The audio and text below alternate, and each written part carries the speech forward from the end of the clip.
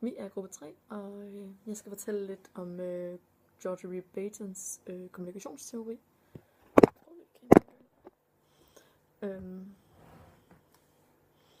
Ja, vi har taget udgangspunkt i hans grundlæggende antagelser om kommunikation mellem mennesker og reflektere over, hvordan vi som pædagoger kan bruge det i vores fremtidige praksis. Og det første, han kommer ind på, det er, at det er umuligt ikke at kommunikere. I praksis vil man kunne kigge meget på kropssprog, og altså både sit eget kropssprog, men også den person, du nu kommunikerer med.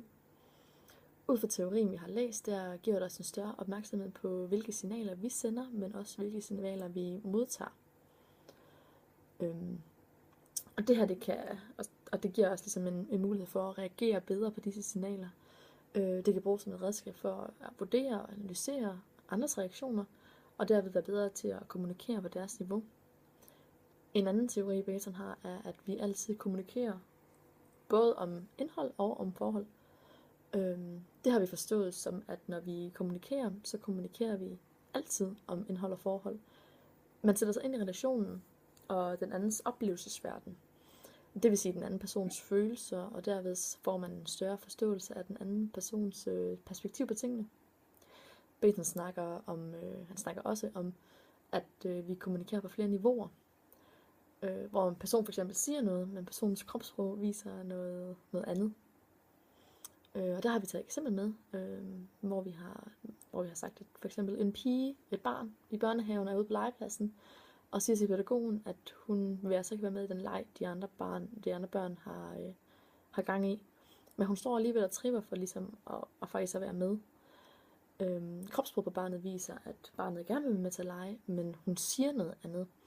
Og her er der altså kommunikation på flere niveauer, netop da hun siger noget, men viser noget andet. Og her skal man så være opmærksom på, hvad det er, der egentlig holder barnet tilbage, så man skal ned i hendes verden, kan man sige, og ligesom se, jamen hvad er det så, der gør, at hun er tilbageholdende. Baton, han mener også, at samspil skal opfattes cirkulært. Det vil sige, at Magnus er, som han er, fordi Lea er, som hun er. Og Lea er, som hun er, fordi Magnus er, som han er i deres relation. Hans teori om relationsperspektivet handler om, hvordan at du har en relation til den verden, der er vores subjektive virkelighed.